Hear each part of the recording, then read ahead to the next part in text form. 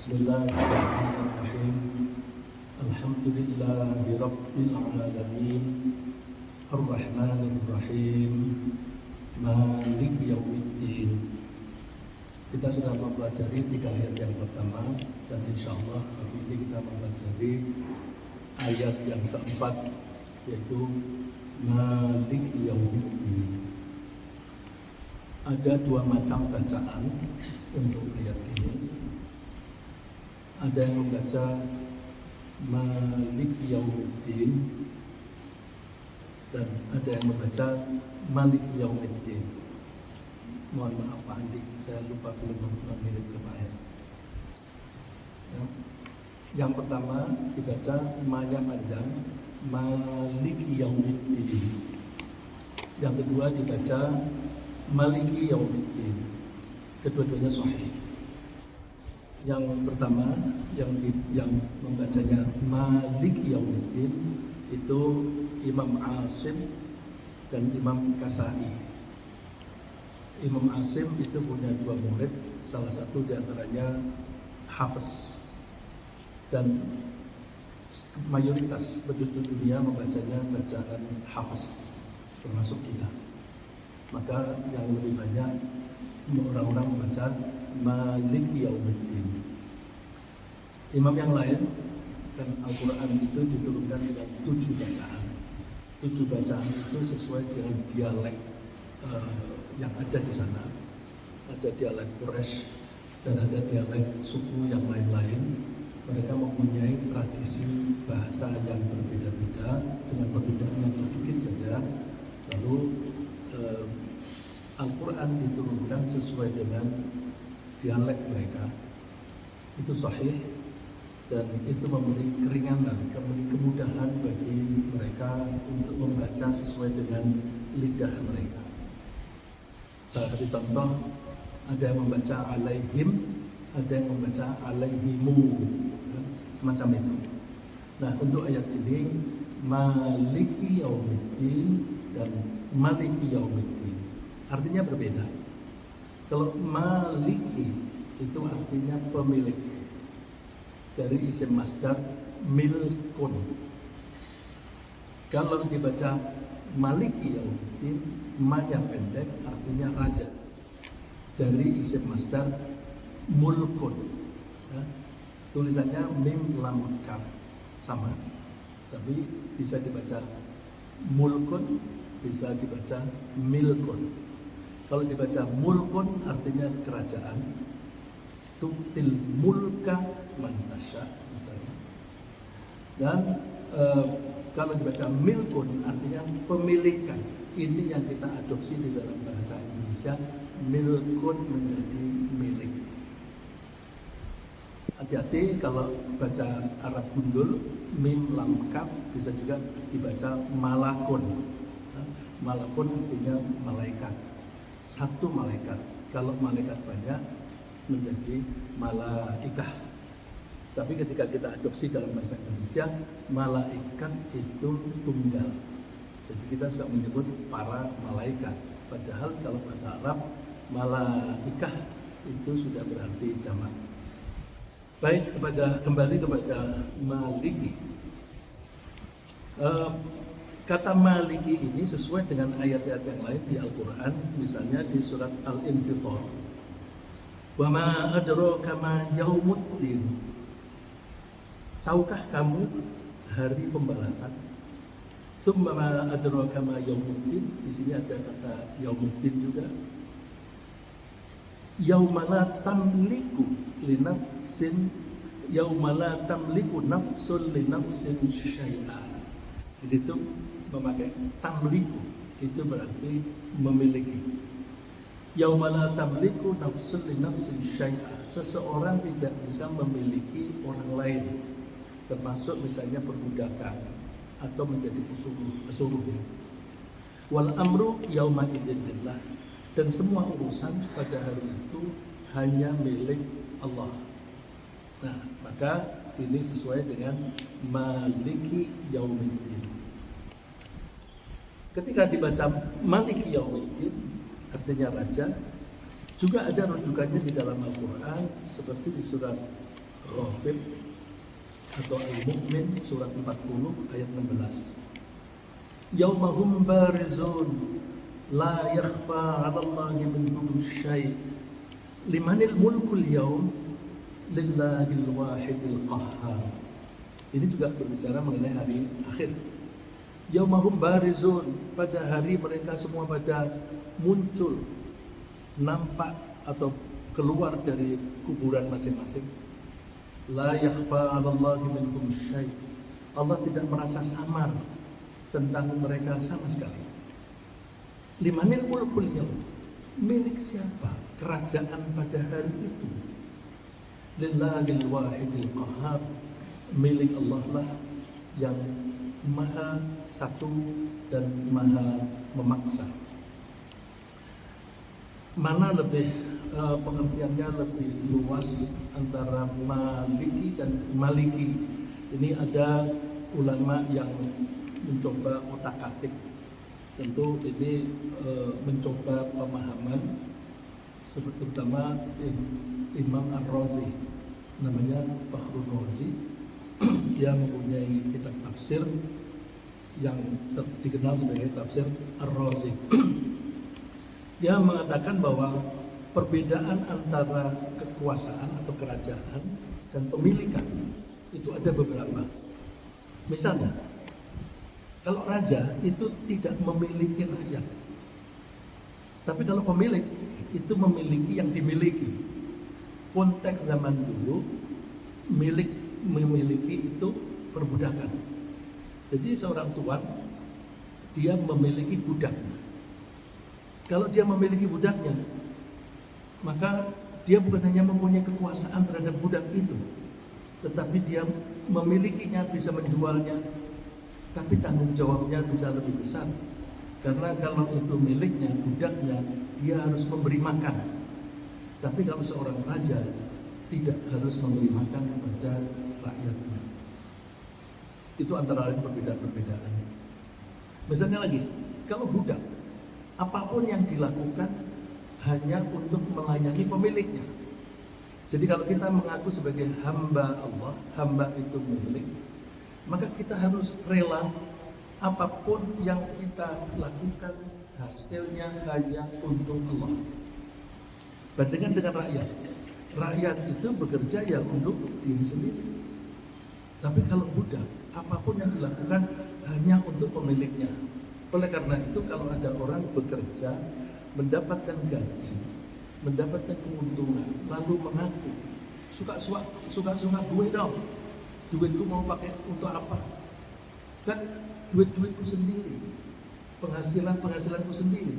Itu berarti tidak mengakui Allah sebagai pemilik, tidak mengakui dirinya sebagai hambanya Allah. Kalau mengakui hambanya Allah, gaji dan keuntungan apapun yang di tangannya itu adalah milik Allah.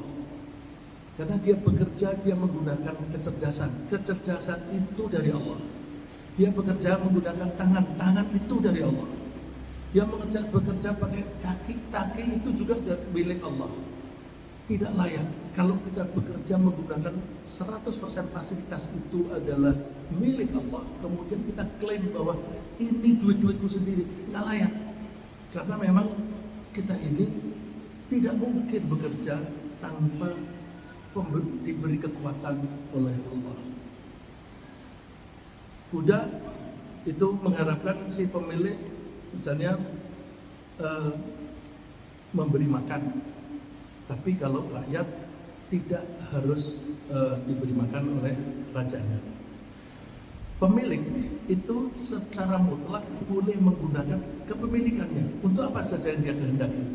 Jadi kalau Allah itu menjadi pemilik kita, Allah mau apa-apa terhadap kita, terserah Allah.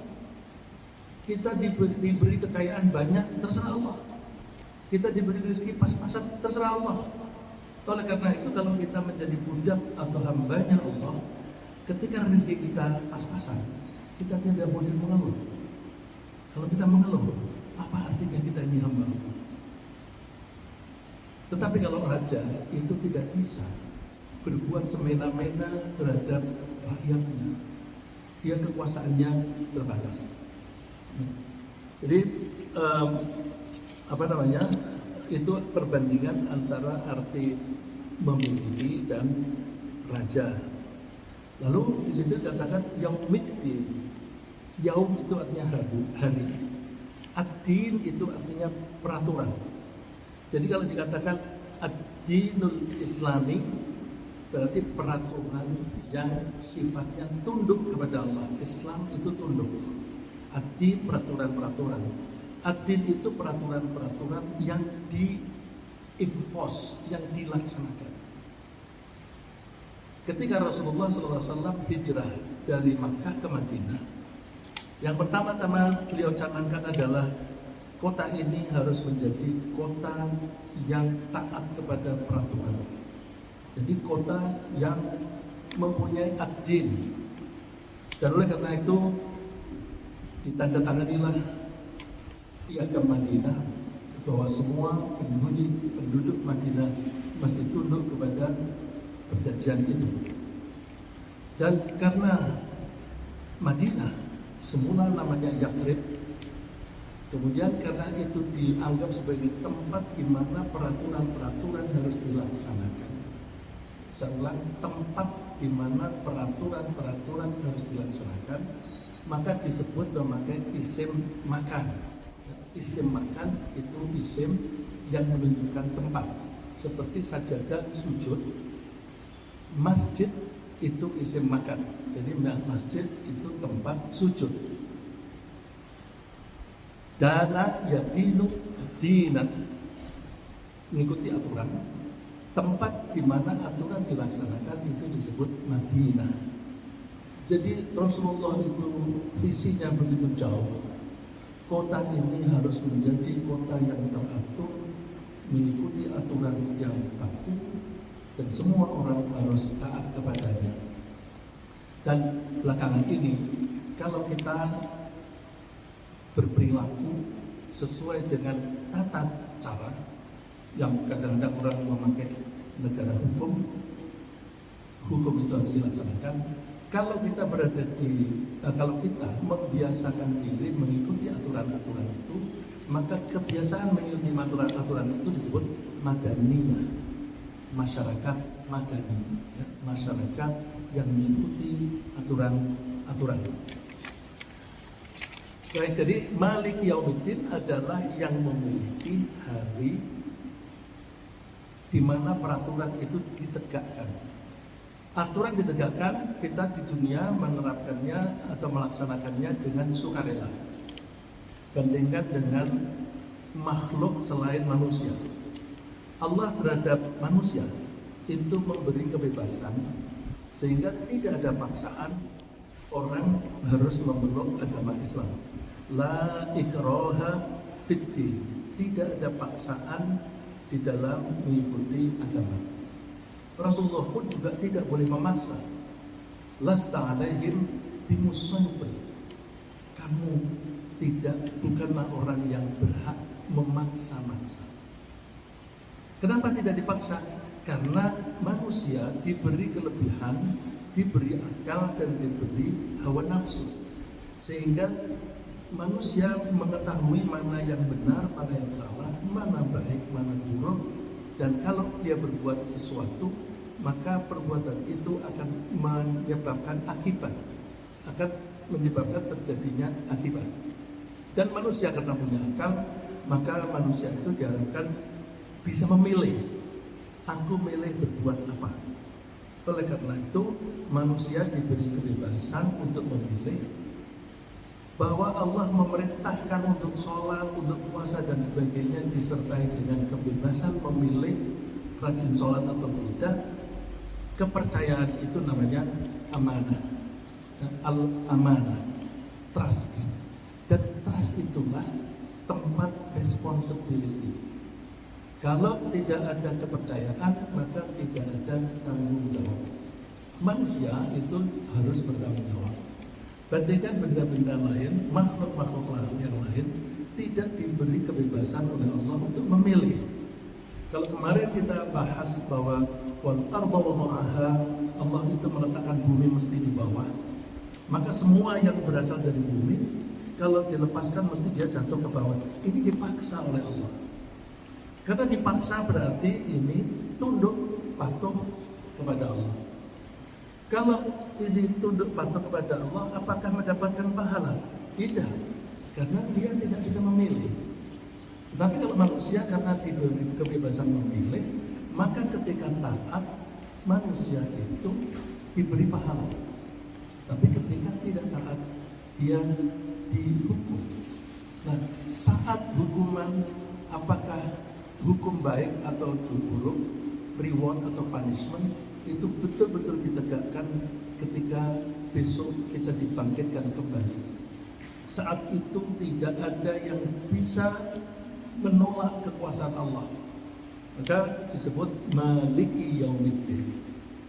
Dan karena Allah pada hari itu satu-satunya raja yang efektif, maka Allah juga saat itu Maliki Yaumiddin, raja. Jadi sekaligus di hari akhir itu, di hari kebangkitan, Allah pemilik plus Malik, raja. Dan pada hari itu tidak ada orang yang bisa berbuat sesuatu kecuali dengan izinnya Allah. Dan itu salah satu arti bahwa hari akhir atau hari kebangkitan itu dimiliki oleh Allah, karena tidak ada orang bisa berbuat sesuatu kecuali dengan izin Allah. Misalnya, la yatakallamuna illa man amina lahu rahmanu wa qala shawaba. Nggak ada orang yang boleh ngomong. Kalau mereka harus ngomong, mereka ngomongnya shawaba, mesti ngomong yang benar. Kalau misalnya, boleh nggak kita menolong orang lain? Pertolongan itu yang memiliki hanya Allah. Cuma Allah memberi delegasi atau memberi otoritas pertolongan itu kepada orang yang diizinkan. Misalnya Rasulullah SAW diberi izin oleh Allah memberi pertolongan. Pertolongan di hari kiamat itu namanya syafa'ah. Maka Rasulullah bisa menolong atas izin Allah. Dan apakah semua orang kalau Rasulullah menghendaki menolong bisa ditolong? Nggak bisa. Jadi penolongnya harus diizinkan oleh Allah, yang ditolong pun harus dengan izin Allah. Misalnya Rasulullah SAW itu ingin menolong, ingin memberi syafaat kepada pamannya yang baik hati, yaitu Abu Thalib. Tapi Abu Thalib sampai nafas terakhir ditalkin oleh Rasulullah SAW untuk membaca la ilaha illallah, tetap dia tidak mau. Tapi Rasulullah ingin menyelamatkan Abu Thalib. Maka besok di hari kiamat, di padang mahsyar, Rasulullah tetap ingin menolong pamannya itu. Tetapi Allah tidak bisa, karena dia tidak beriman. Maka peraturan Allah harus ditegakkan. Kalau dia tidak pernah mengucapkan la ilaha illallah, maka dia tidak bisa meninggalkan neraka dan tidak bisa masuk ke surga. Oleh karena itu, menurut riwayat, besok Abu Thalib setelah mendapatkan pertolongan Rasulullah bukan keluar dari neraka, tetapi dipinggirkan dari tengah menjadi di pinggiran. Antara surga dan neraka itu berdampingan. Ya, ada dua. Di surga itu, di akhirat itu sebenarnya tanah yang luas sekali, bumi ya. Bumi yang luas sekali, yang besar sekali, sehingga bisa menampung manusia mulai dari zaman Nabi Adam sampai besok hari kiamat. Bumi itu ada bagian yang kering dan panas. Panas karena tidak ada pohon, juga panas karena ada semburan-semburan api. Di mana-mana ada semburan api. Jadi panasnya bukan hanya panas matahari, ditambah dengan panasnya api. Maka disebut sa'ir. Sa'ir itu api yang berjilat-jilat. Tapi di sisinya itu ada daerah yang subur. Pohonnya itu begitu padat, buah-buahan apa saja ada. Tentu kalau ada di pinggiran seperti itu, Abu Thalib sesekali merasakan angin yang bertiup dari surga ke arah dia. Tapi terus panas lagi dan sebagainya. Kalau bapak-bapak dan ibu-ibu ingin melihat contoh yang yang bisa membedakan antara daerah tandus dan daerah subur betul-betul berdampingan. Silahkan pergi ke Mesir, daerah itu namanya Luxor, bahasa Arabnya Al-Aqsar, tetapi diinggriskan menjadi Luxor. Itu kira-kira 400 km dari Kairo. Saya ketika sempat di Mesir, saya menyempatkan pergi ke Luxor karena ceritanya Fir'aun itu tempat tinggalnya bukan di Kairo, tetapi di Luxor. Di situ ada Sungai Nil. Di sebelah Sungai Nil, di satu sisi itu subur sekali, dan Fir'aun tinggal di situ. Di seberangnya tandus sekali, sehingga orang-orang menyebut ini Death Valley, ya, lembah kematian. Yang di sini Life Valley, lembah kehidupan. Ini betul-betul kering dan pegunungan, bukit-bukit kapur. Di bukit-bukit kapur itulah para raja dikuburkan, bukan di Kairo, tetapi di situ. Saya sempat ke sana, ada selalu di sana dilakukan research, diketuk-ketuk, barangkali ada pintu untuk masuk gua. Terus pas saat itu ada satu pintu, ya, diketuk-ketuk, ini lubang nih, lalu digali, lalu sedikit aja, lalu masuk ke gua, itu belok-belok. Terus sampai di satu tempat ada chamber itu ruangan yang besar, kemudian di situ ada kayak peti mati dan ada perhiasan.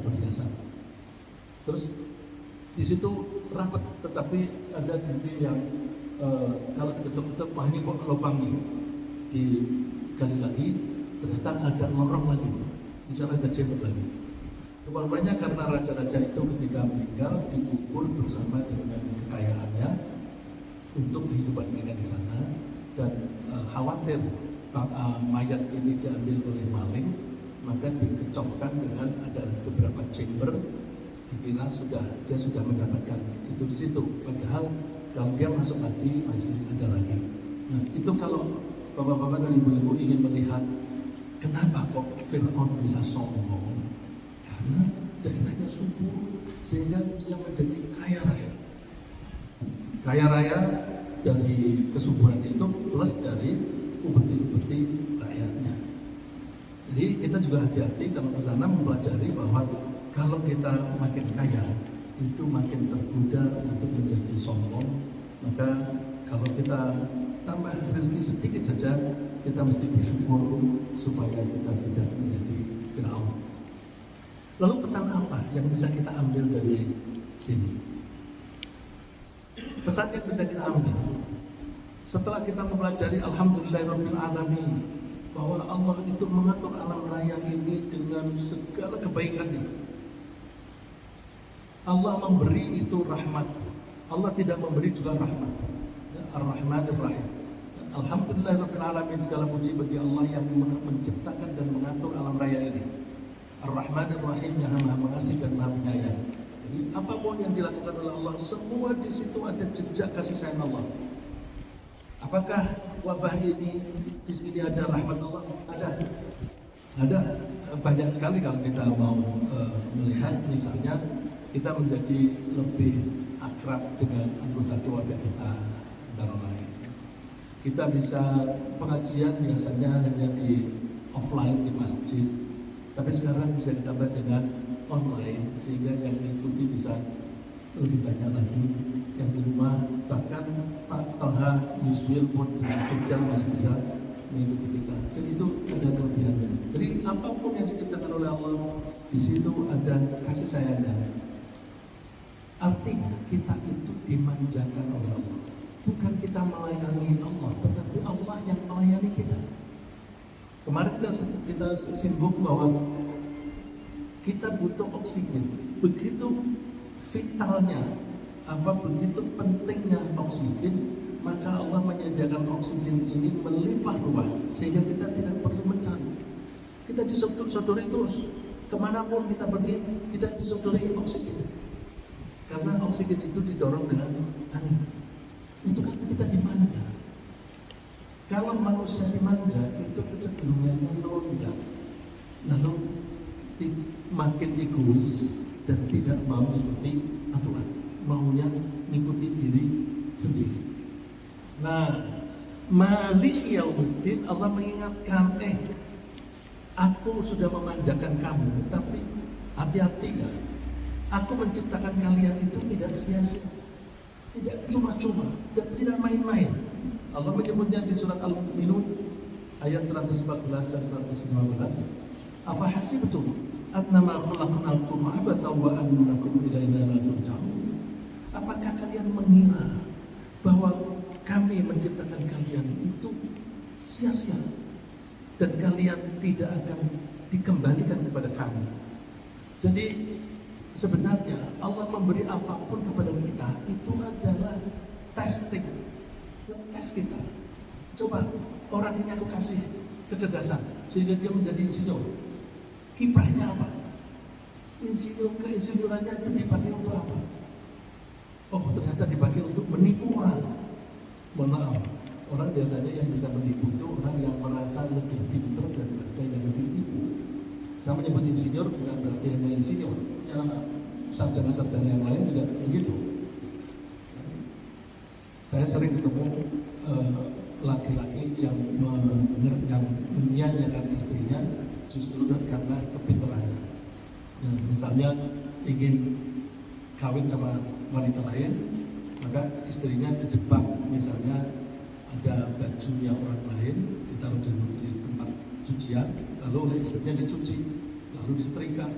Ketika istri menikah, suaminya bilang, loh, bajunya siapa ini? Kamu berarti mengizinkan laki-laki lain, kamu selingkuh. Terus diserai.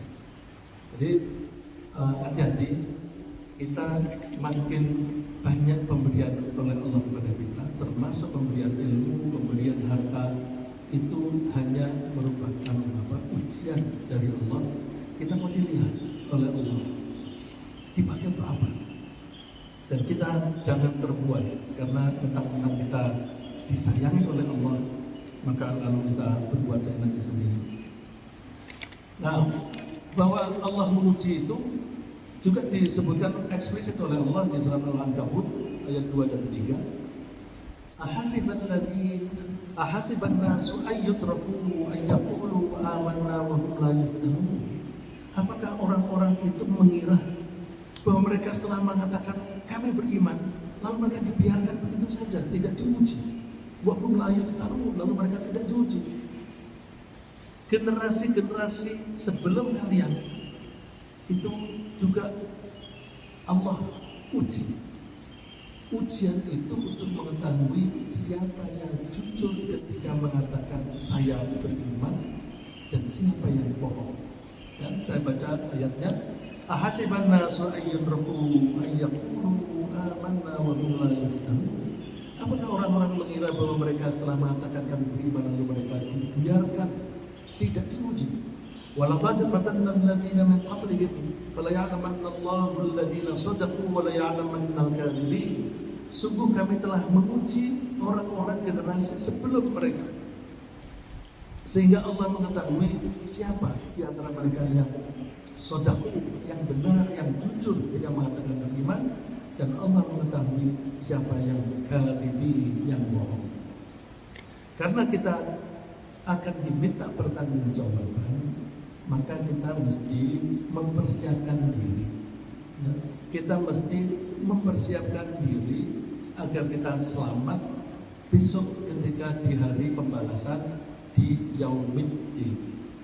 Allah berfirman, hal yanzuruna illa an ta'tiyahumul malaikatu aw ya'tiya rabbuka aw ya'tiya ba'du ayati rabbik yauma ya'ti ba'du ayati rabbika la yanfa'u nafsan imanuha lam takun amanat min qablu aw kasabat fi imaniha khairan. Banyak orang yang bersantai-santai, Allah belum kiamat, aku masih hidup, aku masih sehat, lalu mereka senangnya sendiri. Padahal kematian itu tidak harus ketika kita sakit, dan tidak harus ada warning sebelumnya. Betapa banyak orang yang misalnya yang kemarin itu jatuh di Kepulauan Seribu, mereka sudah punya rencana nanti begitu sampai di Pontianak kita akan dijemput oleh si A dan kita akan dibawa ke restoran mana misalnya.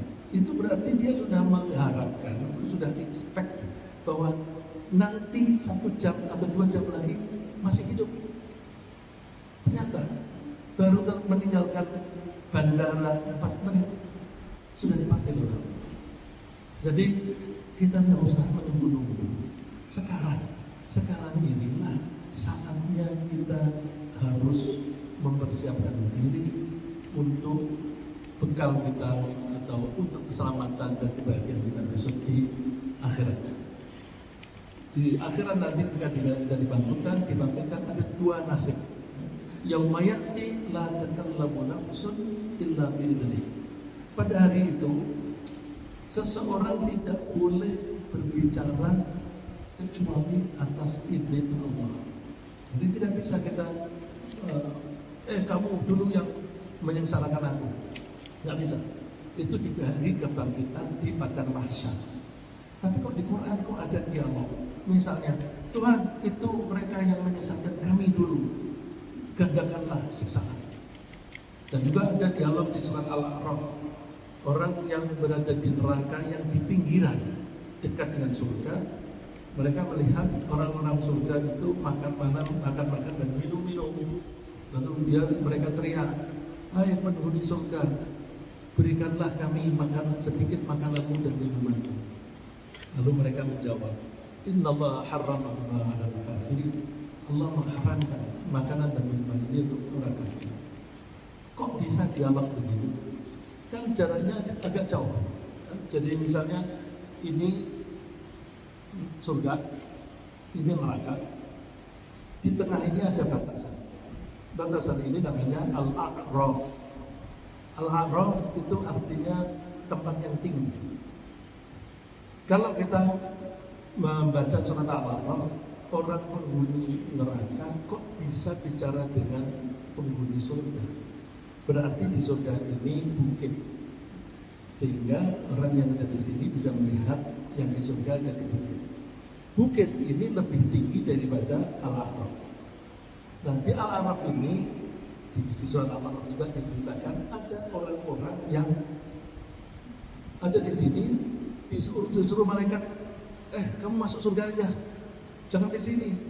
Mereka nggak mau, ibuku ada di neraka, tutu ibuku. Jadi mereka maunya tinggal di situ sampai ibunya diangkat. Kalau mereka bilang itu ibuku di situ, berarti ibunya berada di pinggiran neraka.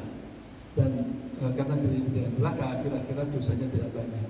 Maka supaya anak-anak yang sering di Al-A'raf itu adalah anak-anak yang punya dosa, supaya anak-anak ini bisa masuk ke surga, maka Allah bilang pada mereka, ambil aja itu ibunya, supaya anak-anak ini mau masuk ke surga.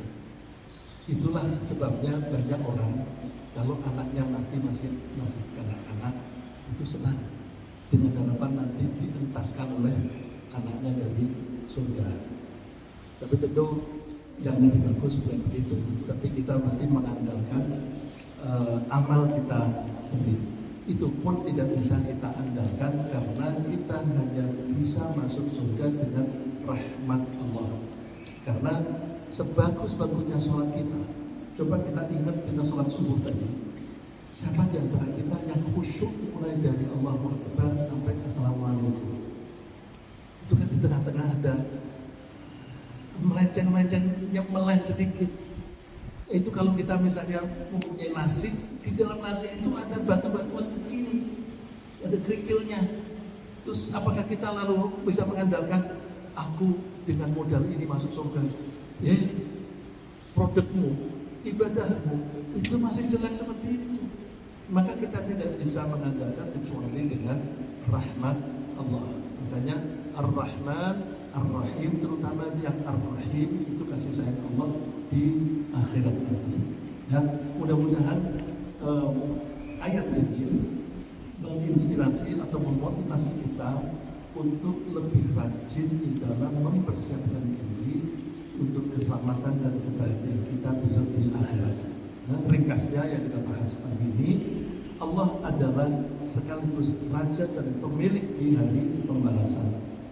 Dan manusia tidak bisa memperoleh pertolongan kecuali atas izin Allah. Nasib manusia saat itu tergantung pada amalnya sendiri. Dan Allah memberi kita umur untuk memberi kesempatan mencari kebahagiaan di hari pembalasan nanti. Karena itu kita mesti membekali diri dengan iman dan amal soleh. Tadi salah satu ayat yang saya baca di yang terakhir saya baca, lam takun amanat min qabl. Di hari itu orang yang beriman tetapi tidak beramal soleh tidak bisa masuk surga. Begitu pula au kasabat fi imaniha khairan. Orang yang beriman sebaliknya, orang beramal soleh tetapi tidak didasari iman juga tidak bisa masuk surga. Jadi iman dan amal soleh harus selalu bersama-sama. Oleh karena itu disebutkan oleh Allah, wal asri innal insana lafi khusr illa alladziina amanu wa amilus sholihat. Semua orang merugi kecuali yang beriman dan beramal soleh. Iman saja tanpa amal soleh tidak bisa menyelamatkan, amal soleh saja tanpa iman juga tidak bisa menyelamatkan. Mudah-mudahan Allah selalu membimbing kita sehingga kita selalu mendapatkan hidayah dan iman selalu berada di hati kita, dan kita bersemangat makin hari makin bersemangat untuk mengabdi kepada Allah. Terima kasih. Barangkali masih ada waktu.